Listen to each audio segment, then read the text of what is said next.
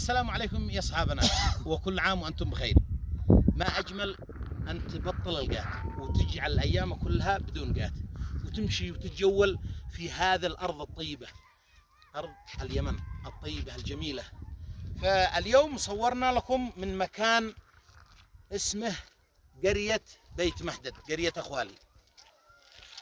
هذه القرية طبعا تعد من أحد قرى اليمانية العليا، الذي بعدها في هذاك الاتجاه بيت القيري ركين، وخلفها قريتنا هناك قرية بيت جودم.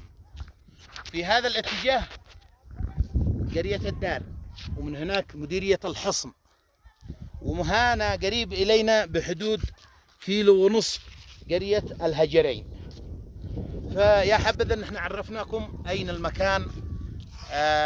اسمها اليمانية العليا، مديرية الحصن. فلا تنسوا الإعجاب واللايك والمشاركة. تحياتي لكم.